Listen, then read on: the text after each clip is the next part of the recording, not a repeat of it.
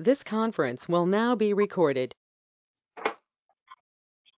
I want to thank you for participating in the, I believe now, the 23rd COVID-19 conference call. For those of you who don't know who I am, I'm Wayne Mitchell, and I'm the President and Chief Executive Officer of the Nacogdoches County Chamber of Commerce. I want to remind you that we're recording this call and we posted on the Chamber website at nacogdoches.org later this afternoon. And members of the media have been invited to participate as well. And I also want to remind you that we are recording this call. Today, we're going to ask everyone on the call that has a question to wait until Ms. Wolf completes her presentation. And if you have a question, but you want to ask it, but you prefer not to ask it out loud, there's a chat box on the side. You feel free to write it in there. And I'll share the question with Kay at the appropriate time.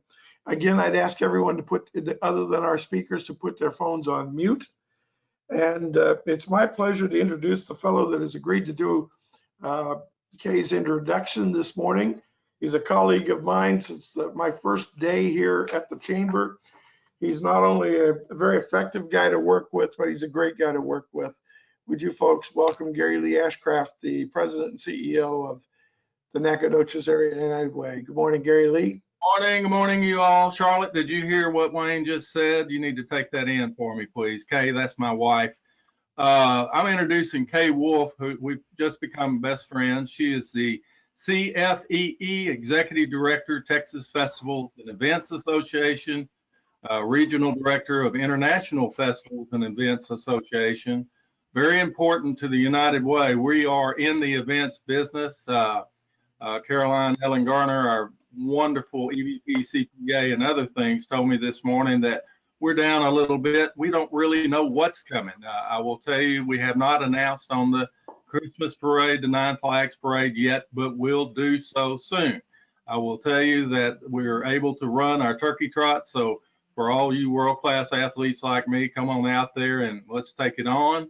5K, and I need you to come out if you're not a world-class athlete like me and volunteer on Thanksgiving morning. That's when that occurs. Kay Wolf is serving, as I told you, for the Texas Festivals and Events Association. She's got more than 35 years of event management experience. Kay, you don't look that way. Previously president and CEO of the Aransas Pass Chamber of Commerce, and 12 years as assistant manager in Hidalgo, Texas. She has extensive experience in every area of event planning, design, and execution. Kay is a graduate of Southern Methodist University Institute for Organizational Management and the Purdue University International Festival and Event Association Certified Festival Executive Program. Ms. Wolf is past president of the Texas Festivals and Events Association, past chair of the IFEA Foundation Board.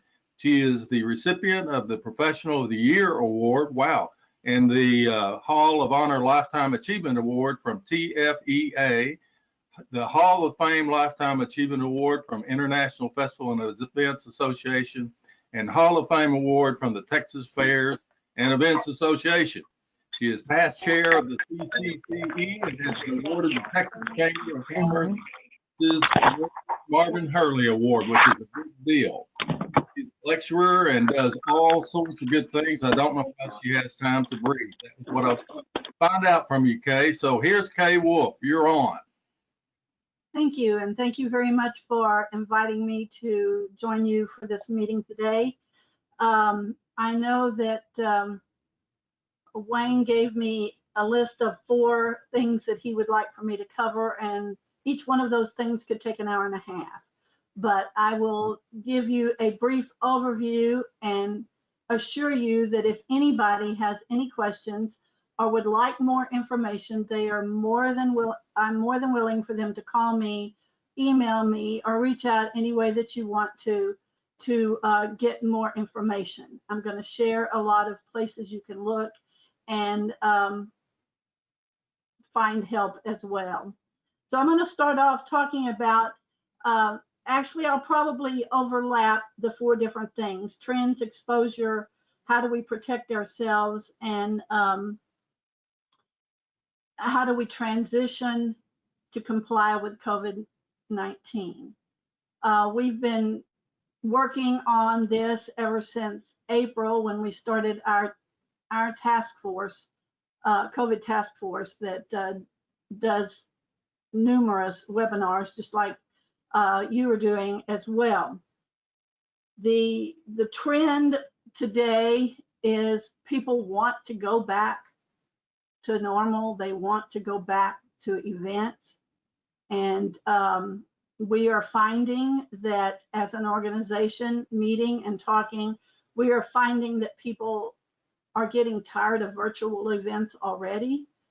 They want to be out and about. And we'll talk a little bit of how we can get them out and about as we go through. The big thing is we've got to do it responsibly, because if we're not responsible, we can't expect any attendees to be responsible.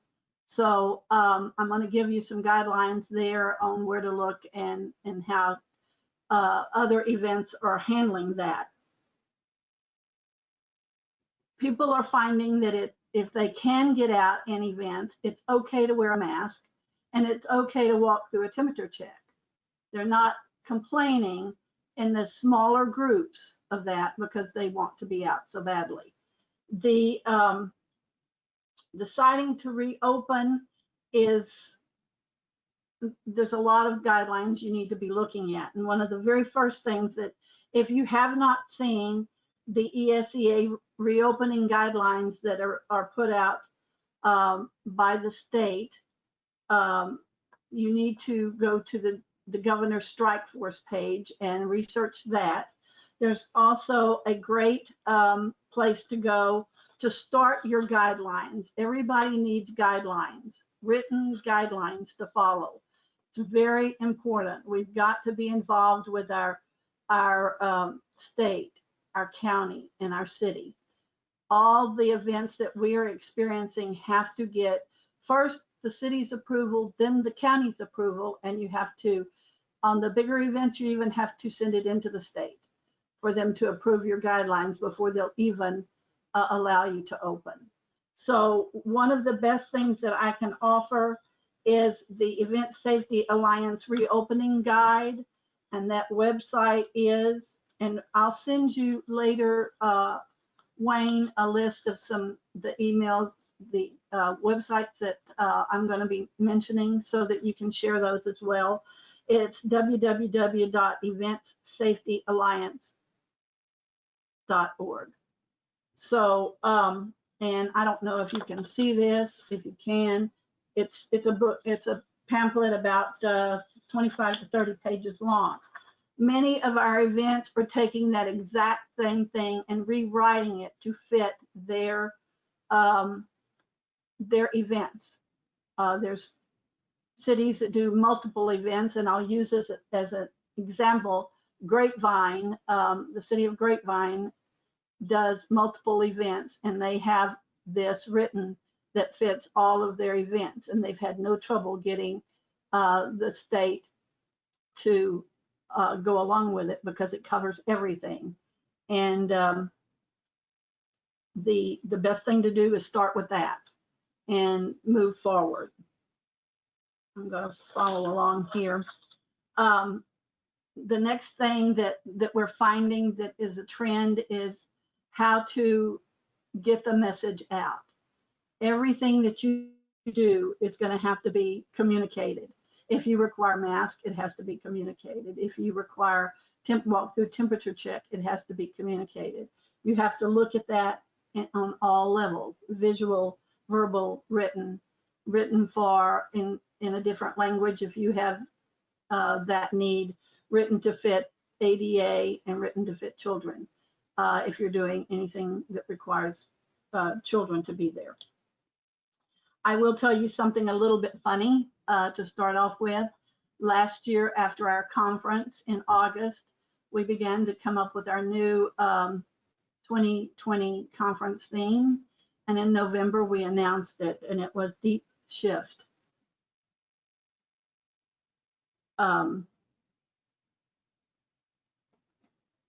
innovate, disrupt, innovate, and pivot. Those are not words that everybody is used to using now. And our chair in March got just slammed. It's your fault. You came up with this. Everything's disrupted. But you know what? We have found that it's really a great thing, and we will carry it through to the 21st conference in August, which we plan to have in San Antonio. The big thing that we're finding is that everybody has been disrupted. Everybody is having to innovate, and everybody's having to pivot, and that's not always easy. The where do you put the messages that you're communicating? Not just on your website, not just on Facebook, but on absolutely everything that you can find to get out there. I want to, and I don't like to read, but I want to read something that another city came up with, and it's how to cover yourself on being, it's a great disclaimer, and this is part of your guidelines. And I kind of want to start with this. The city of has taken enhanced health and safety measures for event attendees and the event staff. While attending the event, you are expected to follow all posted instructions. An inherent risk of exposure to COVID-19 exists in our public place where people gather. COVID-19 is an extremely contagious disease that can lead to severe illness and possibly death.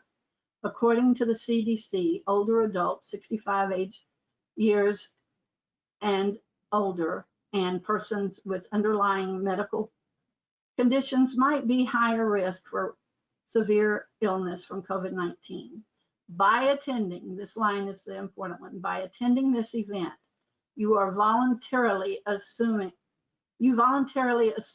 all risk related to exposure to COVID-19. Please keep each other safe and healthy. The big thing that events are asking is, how do we cover ourselves? How do we, we're not causing the COVID-19. So that needs to be posted everywhere and easy to read so that you can make sure that people know that they are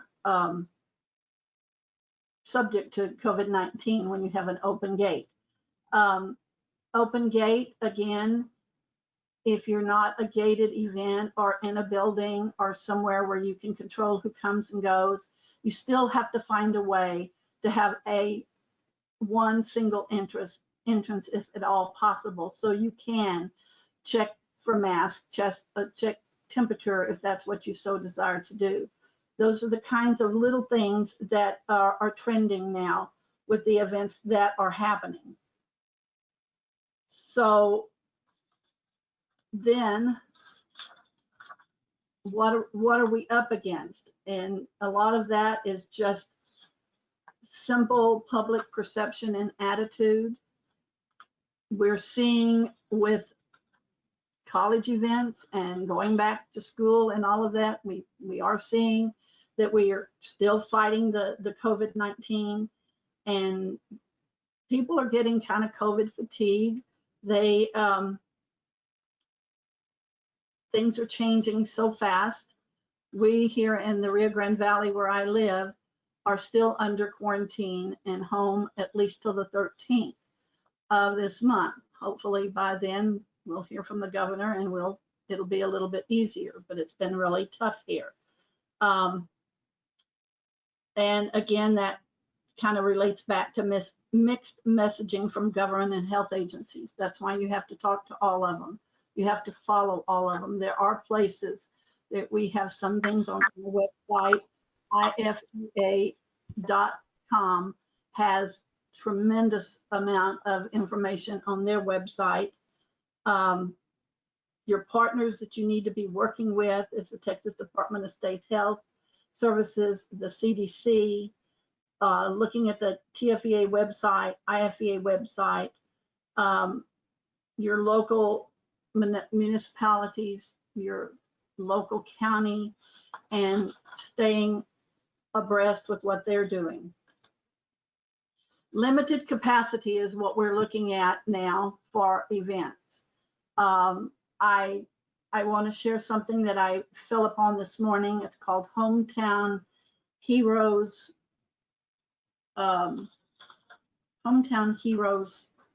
Festival. This is going to happen. It's all over the news. It's going to happen in Austin, North Dallas, and Lubbock. They're going to be having an event with 10,000 people in each location. They're going to sell the tickets online only for $200 for 4 people. You can get, what you get with that is an 8-foot square in the park. And your ticket to drive in and park. And when you get to that square, you don't leave that square except for direct to the restroom. You order your food through your phone. You order your beer through the phone, and it will be delivered to you. Now that's an example of something new that's going to be happening.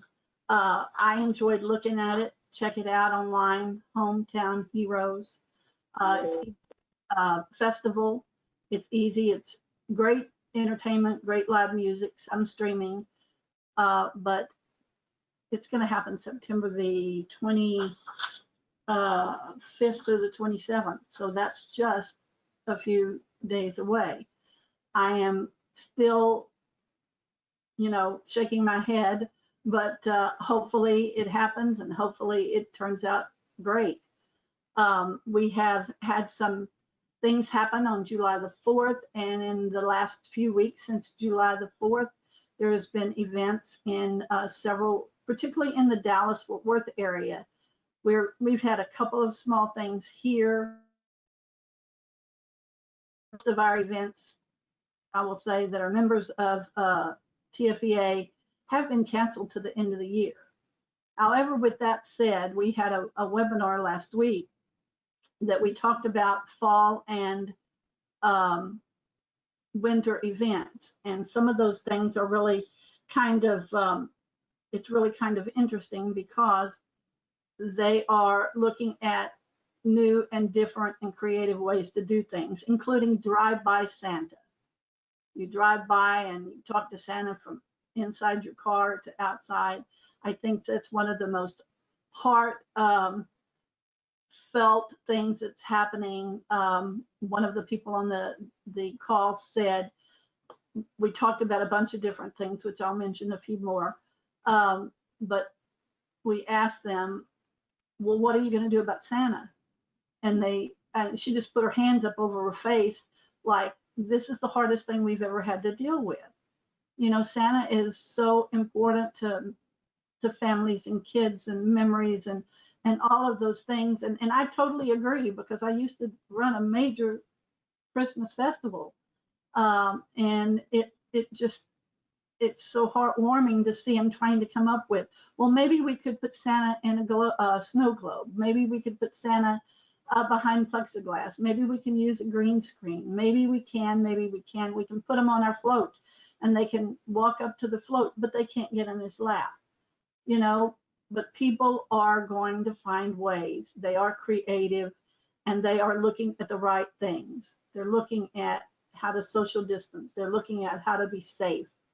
The masks are important. A lot of events are preparing masks with their logo on it. That makes people want to wear them more. So that's a little bit of a creative thought too.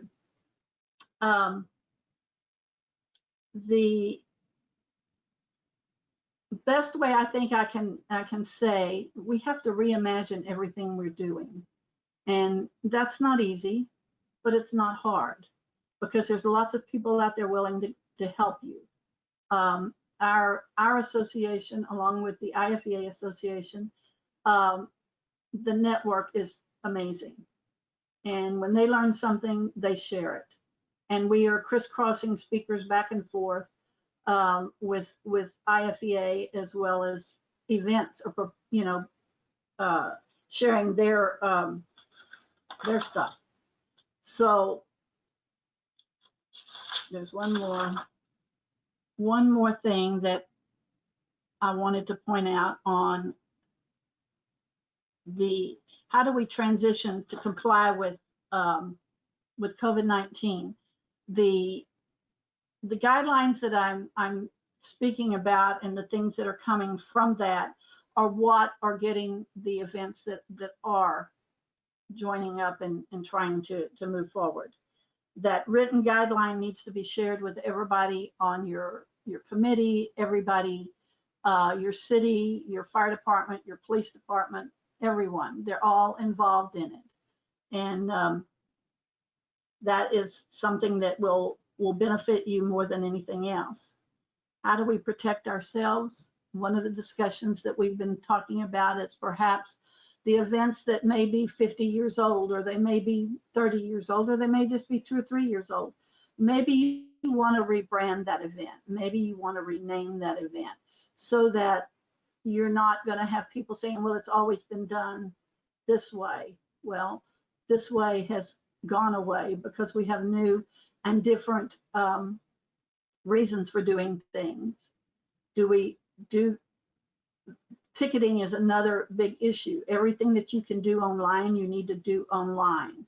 The big thing with events that are showing up and actually happening, they're either free or they're totally cashless. Everything is done. You have your ticket before you ever get there. A lot of places are using, are building like a kiosk. And when they get to the kiosk, they can either place their QR code or their ticket on the at the kiosk, and they can walk in from there. That keeps you from touching anything. You're not dealing with money. The same thing, a lot of events that do have food are only allowing pre-packaged food. And some of that, like what they're going to do at the Hometown Hero Festival, is you pre-order it. The city of McAllen is looking at doing something totally different. They normally do a really big Christmas parade. They're looking at doing it either in a drive-by way or in the stadium, where they just line the parade up in the stadium and people are able to walk around it. So there's ways. Obviously bands and drum lines and things like that may not be able to participate, but there again, they may have it laid out where they can.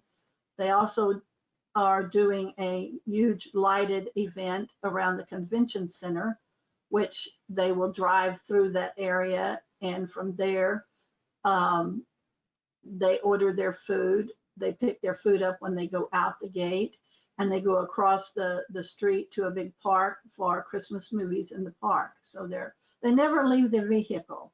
And so that's one of the ways that people are looking at social distancing, just keeping them out of the off the ground and in their car. So another comment that was made that I found kind of will help when you're talking to people is, you're tiptoeing back into the business. It's not something that you can jump right back in, because there's too many things that you have to look at. There are a lot of businesses that are out there now that are beginning to shine and are there and available for us to come back to the new norm, and that's PPE equipment and things that we need. We're able to find them and get them, and there's people that are like Sapphire, which is a website and ticket company, and they have got great ways to buy your tickets online, to use bracelets that have, you just raise it and you go in. It's just, there's just so many different things out there Sapphire is a member of TFEA as well as IFEA, and they are open to just talking to you about things. There's another business, Epicenter Productions. They're located in the Dallas-Fort Worth area, but that's Your coat. What happened? I just heard people talking, and I was going to give them that opportunity. The Epicenter Productions is part of a lot of festivals. They produce snow, they produce events, they produce all kinds of things. And I talked to Jeff this morning, and he's the one that brought the Hometown Hero Festival to my attention. And he said he would be willing to talk to anyone. He's not looking for business. He would be willing to talk to anyone that had any questions about production or anything that's out there. Again, I'll send that in my list right after this to Mitchell. And but don't be afraid to reach out to anybody, and please, when you learn something, share it. That's a big thing with me. From the very first event I went to in 1981 to learn about how to put on events. It was called the Whole Enchilada, and it was done at Texas A&M, and the gentleman was from New Mexico, and I thought I'd died and gone to heaven because I found somebody that knew how to do something. And he shared everything. It was so exciting for all of us that were there, and that is where Texas Festivals became an organization at that meeting. And I was there, and yes, I'm old. But it's okay. I'm still young at heart, and I still have a passion for our events, and the passion is to help everyone. The most important thing that you can do is get educated, learn what's out there, learn all the guidelines that are out there, help each other. There's no other way that we can make this happen, and we can all come back together. It can be a teeny tiny event of 20 people. It can be a huge festival of 10,000 to 100,000. There are events all over the world that would just, they wouldn't be able to do anything if they didn't share and help. And that's the way of the world with the event industry in all organizations. And I hope that that message is instilled in each of you. I know I'm getting close to my time. Before I go any further, are there any questions that are just burning questions that I'll try to answer? I don't have all the answers. I can tell you where you can get information, and that's more important than having the answers, I think.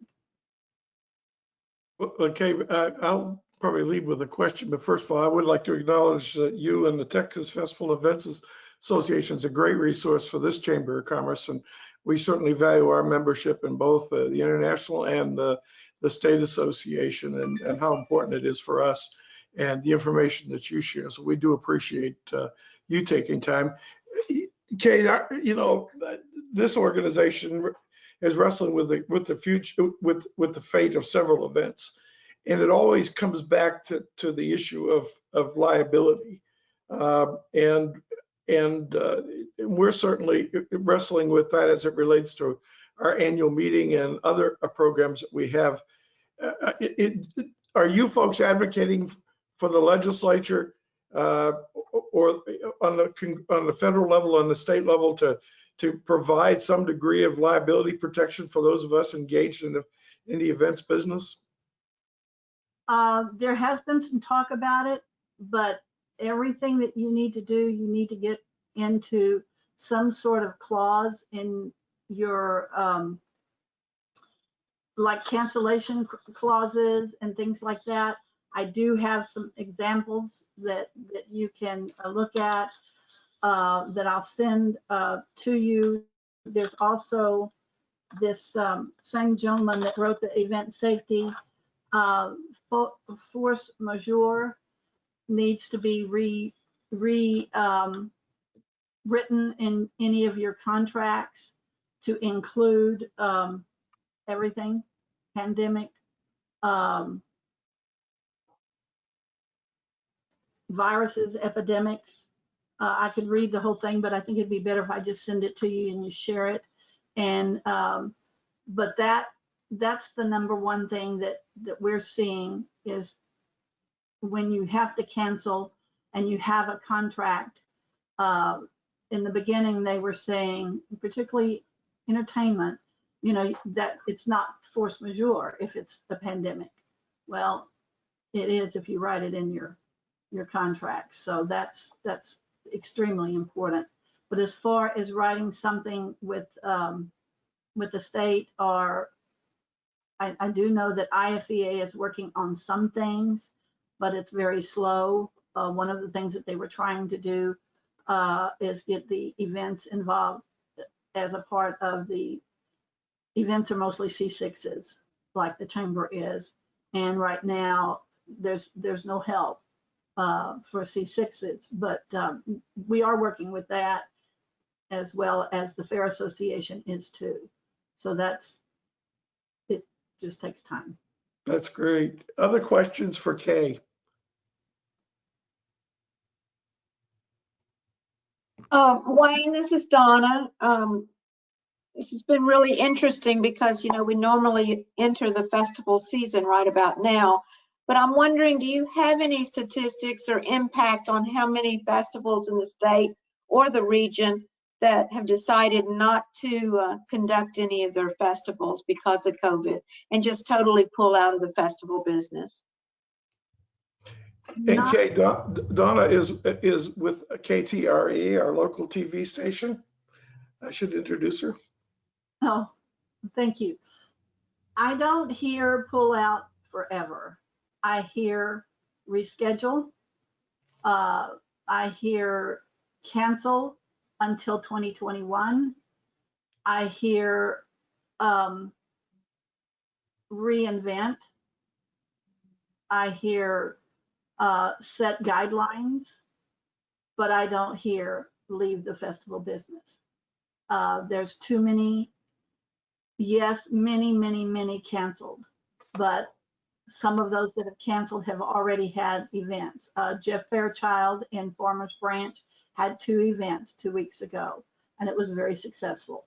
Be it small, they were 250 to 500 people, but they were small, and they went very well. Everyone was very happy. Their city went along with it. Their county went along with it. So it's being tested, you know, now. And I think fall events, particularly like Halloween events, cities are more apt to try the events than I think organizations are doing so far, because organizations don't have that city background, or the city backup is a better word, like the cities do, the Parks and Rec associations are doing that. But the organizations are kind of, I don't say they're dragging their feet, they're taking baby steps, and they're building their guidelines. And that's, I get questions day in and day out on, you know, where do we get information for this, and share that. But I don't hear we're going away. We're going to succeed.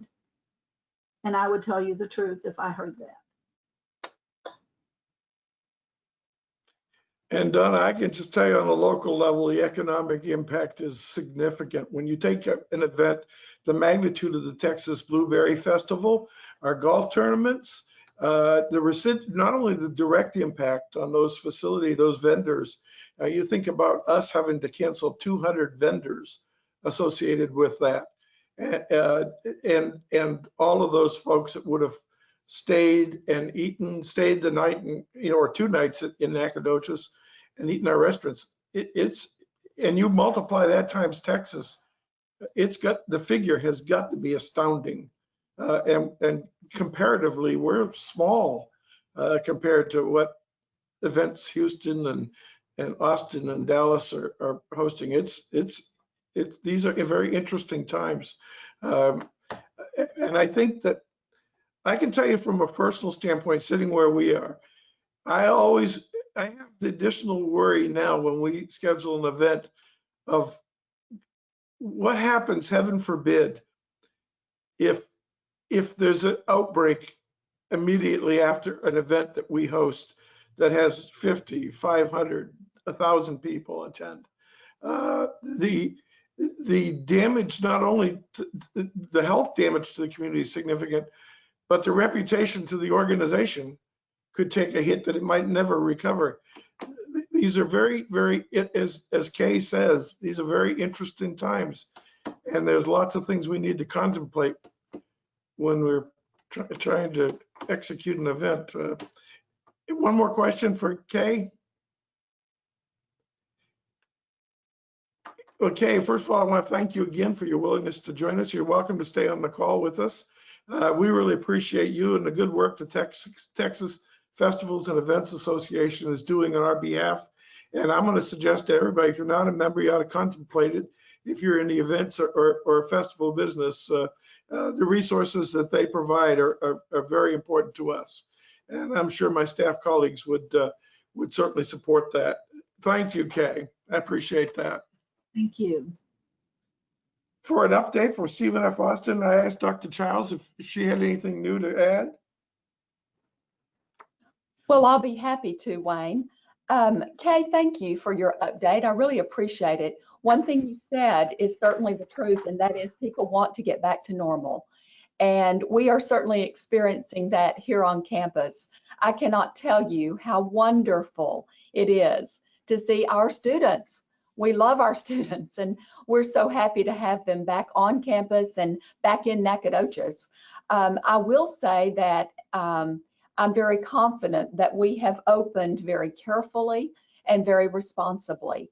Our students are incredibly respectful.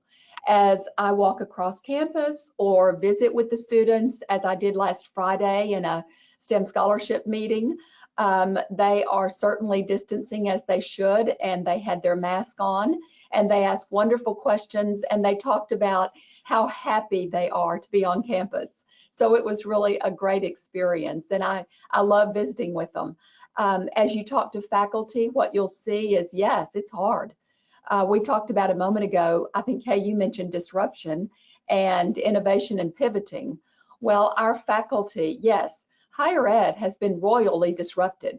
And it isn't just COVID, you know, it was coming, but we've certainly felt the effects of it. And what we've had to do is something that, although we'd like to say we're really good at it, and I hope we are, sometimes we're hesitant, and that is to be innovative, really thinking outside of the box and doing something differently. And then, of course, with our faculty, they in turn have had to pivot very quickly. As you know, moving from so much face-to-face to none really in the spring. And now we're back though, face-to-face and remotely delivering our instruction. So we have face-to-face courses, we have online courses, and we have hybrid courses, among other types of innovative opportunities that our faculty have come up with for our students. So in thinking about it, I really believe that this, although it is a very challenging time for us, it's also rewarding in the fact that the new opportunities that we have in front of us are forcing us to be a little bit more forward thinking and very much more so in an innovative way. So we are reimagining really what higher ed looks like. And I think that's a good thing. So I would say then from the university, thank you to the Nacogdoches community. You welcome our students with open arms and you support us, and we really, really appreciate it. I am more than happy to answer any questions if anybody has any. Wayne, you asked me just a few minutes ago to give an update. So if there's something you'd like to hear in particular, I'd be happy to mention it. No, that was wonderful, Dr. Childs. We really appreciate that. Dr. Bisping, I see you're on the line. I put you on the spot. This is a good, do you have anything you'd like to add? You know, Dr. Childs summarized that very well. we're just so excited to have faculty and students back on campus. The feel is great, it's going well. And I would concur that you walk across campus and you're impressed to see how well everybody's following guidelines. That plan and executing it well is essential to our success, and really pleased to see everybody following the plan. And so it's going very well. Thank you. We did it carefully and responsibly, and I think that makes such a difference. Kudos to our upper administration. Great. Any questions for Dr. Bisping or Dr. Childs? Well, One again, of my thank you students, both. in my class this morning had his mask off, so we put him in a headlock. He's okay. He can still process things. He won't do that again. I didn't hear that. Yeah, I think that's Gary Lee's plan. He's executing that. I didn't hear it. Yeah. And Gary Lee, by the way, is teaching for the University of Maine. So there you go. Well, thank you very much. We appreciate that. I'm pleased to introduce the director, our executive director of the Nacogdoches Convention Visitors Bureau, Sherry Cheney Morgan. Good morning, Sherry. Good morning, Wayne. Good morning, friends. I hope everybody had a great Labor Day weekend. Wanted to share some thoughts with you today. I just finished reading a report. Global and national hotel occupancy is still averaging in the 40 to 49% range for the month of August, but our region and Nacogdoches specifically is outperforming the national averages for August with occupancies in the 70% range. We saw at the Fredonia and at our other lodging properties, largely due to evacuees from Hurricane Laura, and then those who are displaced because of Hurricane Laura to our east. We will have a strong August and forecast for a strong September, which is the end of our fiscal year, September 31. We start a brand new fiscal year on October the 1st. So it looks like the tail end of this last quarter will be able to finish a little stronger, and that's great news for everybody. Luxury class travel sector continues to struggle, and those are your more white collar destinations that are dependent upon airports and higher end luxury hotel accommodations, but those occupancy numbers are in the 30 percentile. But the strongest ones are economy travel class and middle class. Those two sectors are outperforming the rest, and that is what we attract here. And so again, more good news for us. Tonight, I will be presenting the proposed CVB budget and marketing plan for the fiscal year 2020-2021 to City Council. And for those who are unaware, this budget will include a proposed subsidy to the CVB from the city's general fund of just under $110,000. It's like $108,000, and some extra dollars, with staggering decreased amounts for the 2 years to follow. This is in addition to some very robust and aggressive in-house cuts to our budget, and hopefully with the generosity of the city, should it be approved by council tonight, this will allow us to remain in full operation and at full staff as we are poised to recover from the after effects of COVID-19 on the hospitality and tourism industries. And lastly, we need your help. We're collecting love letters to Nacogdoches for a special project to help commemorate our 25th anniversary coming up in 2021. Contact myself or Ashley Morgan for more information. I pasted a link, a URL over in the comments section. It's visitnacogdoches.org/love-letters. Here you can submit your letter and photos. We want letters from individuals, couples, families, those that have moved away, those that were born here, and those that just got here as soon as they could. We are wanting to collect these letters, again, for a special project that will help us later on in 2021. And you have valuable information for us, and we want it. So please help us celebrate our little historic hamlet of Nacogdoches by sharing the traits she possesses, most loved by you and yours. And that's the end of my report. Thank you so much. Have an awesome day. Thank you, Sherry. Appreciate that. You'll have my love letter a little later today. So there you go.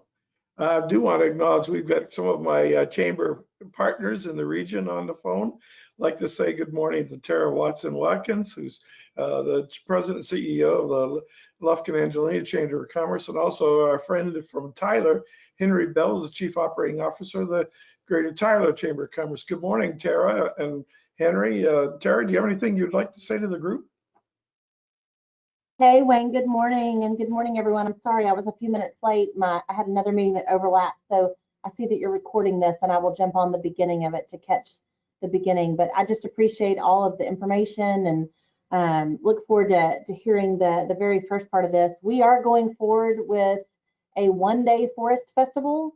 As y'all know, we typically have a 5-day, and we are going to do a short abbreviated one in November instead of September. We're calling it Forest Festival on First Street, and we're putting it in downtown Lufkin. So be looking for some information on that. We're hoping that we can at least do something to keep a presence. So thank you for having us and for hosting this, Wayne. We really appreciate it. Well, we're just pleased that you joined us this morning, Tara, and it's good luck with your festival. I'll have to come down and get some tips from you. So there you go. Henry, did you have anything? Thanks, you If not, we'll move on. Representing the office of the governor, Governor Greg Abbott, would you please say good morning to Betty Rousseau? Good morning, Betty. Good morning, everyone. I hope you're doing well. Just a little bit to announce, there was something that came out from the governor's office yesterday that the governor extended the statewide disaster declaration for COVID-19. This declaration provides the state a variety of resources to effectively serve Texas as the Lone Star State continues to mitigate the spread. But I also have been hearing about an announcement that's supposed to be coming out hopefully this week, something about maybe reopening. I'm not real sure. I've been seeing that there was a tweet about reopening. So if I hear something on a press conference or something like that, I'll send that along to the chamber. There's some news on the next Governor Small Business webinar. It has a veteran focus. It's focused on veteran-owned businesses and aspiring entrepreneurs, and it will connect veterans with the people and resources they need to be successful. That will be on September 23rd from 1 to 2. The registration hasn't come out yet, but when it does, I can send that to y'all. And that's it for my report, unless if anyone has any questions. Any questions of Betty? Well, Betty, thank you again for that information. And when we get it, Betty, we'll pass that on to the membership as well. I don't know if he's with us. Representative Clardy, are you on the phone by chance? I know that Senator Nichols is doing his tour right now, so he couldn't join us. I do see that Dr. Amy Mahaffey, the Communications Director for the City of Nacogdoches, is on the line. I'll put her on the spot. Good morning, Amy, and we're glad to see you back with us, Amy, after your little medical issue.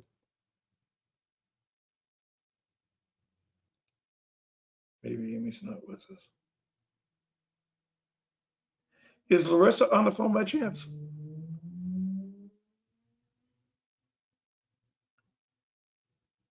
I don't see Larissa. Les Linebarger, NISD, first day of school. How's it going over there? Thank you, Wayne. Yes, you're right. Today is the first day of school, both in person and virtually. And under the best of circumstances, the first day of school is almost always challenging. And today we've got all these other changes in place related to the coronavirus pandemic. But many students will begin the year in a virtual setting, and over the next few weeks, we'll be phasing in more and more students to in-person classes. This morning, I was at Emmeline Carpenter Elementary for the first students arriving for class.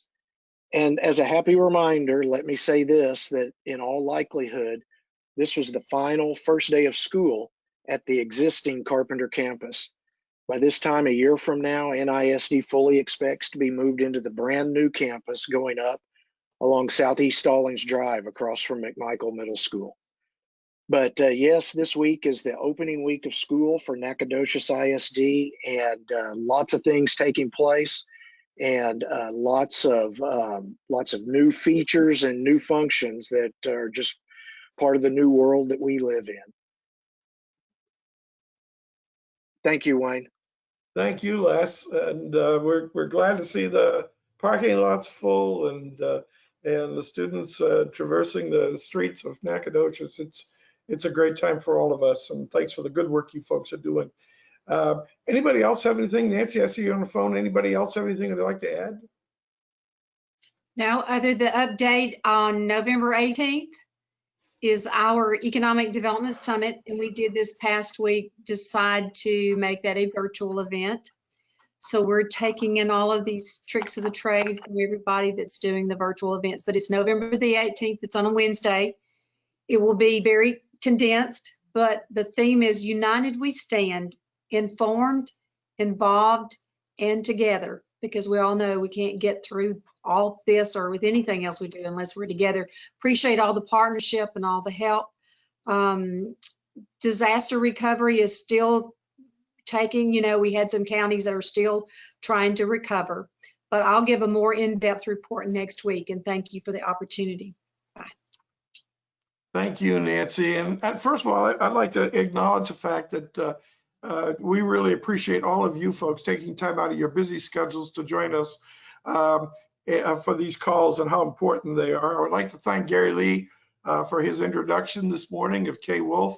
Kay, thank you for being a part of our program this morning. It really is great to have a resource like you folks available to us, and you can expect more frequent calls. And I will tell you that I think we're all wrestling with the difficult decisions of how we reinvent ourselves in order to execute these events and to continue serving our communities effectively.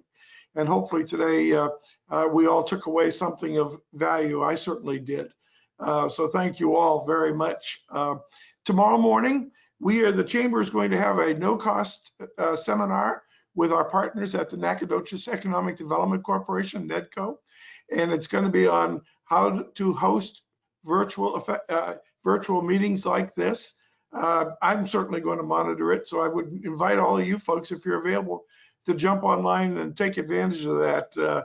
Hopefully I'll learn something and these meetings will be more effective in the future. But with that in mind, thank each and every one of you for taking time, and thank our presenter, Kay Wolf, this morning, and we hope you folks have a happy, healthy, and prosperous week. Thank you very much, folks.